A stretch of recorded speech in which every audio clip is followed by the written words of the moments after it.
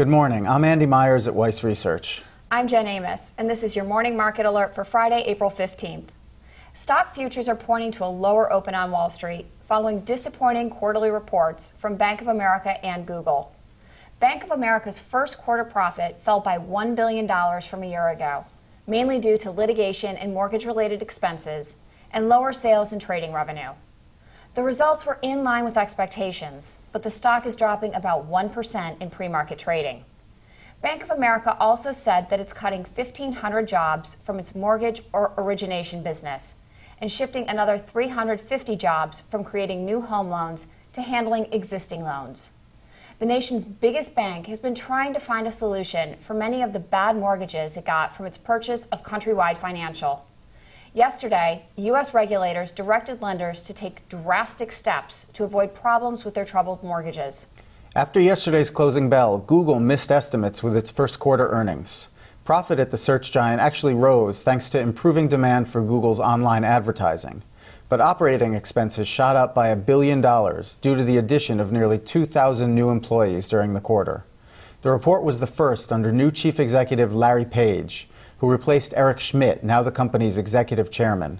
Google is falling more than 5% on the news, and Oppenheimer cut its price target on the stock from $715 to $650 a share. We're also keeping an eye on shares of Mattel. The toy maker reported a drop in first quarter net income, but sales rose 8%, and both numbers were above Wall Street forecasts. Mattel also declared a cash dividend for the second quarter of 23 cents a share. The results come just a day after rival Hasbro missed estimates with its quarterly report.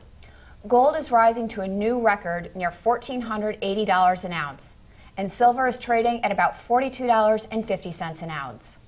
Investors are rushing to the relative safety of precious metals amid concerns about rising inflation.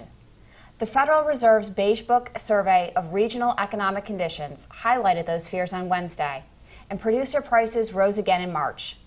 This morning, traders are digesting a report on consumer prices and industrial production. We'll bring you all that data after the opening bell. As commodities prices have risen recently, the U.S. dollar has been declining, but the dollar is regaining some ground against the euro today, after Moody's Investor Service cut its rating on Irish government bonds by another 2 notches. Moody's also kept its outlook on Ireland negative because the country's austerity package is hurting domestic demand. The European Central Bank's interest rate increase last week may also damage Ireland's economy, and it's thought to be just the first in a series of rate hikes. China has been tightening its monetary policy as well to try to cool off inflation pressures. But today we learned that consumer prices jumped 5.4% in March from a year earlier, its fastest pace in nearly 3 years. More of a worry for the Chinese government, food prices were up a whopping 11.7% from a year ago. Overall, China's gross domestic product grew by 9.7% in the first quarter, slightly slower than the previous quarter, but ahead of expectations. The news all points to further interest rate hikes by the People's Bank of China and higher reserve requirements for the nation's banks.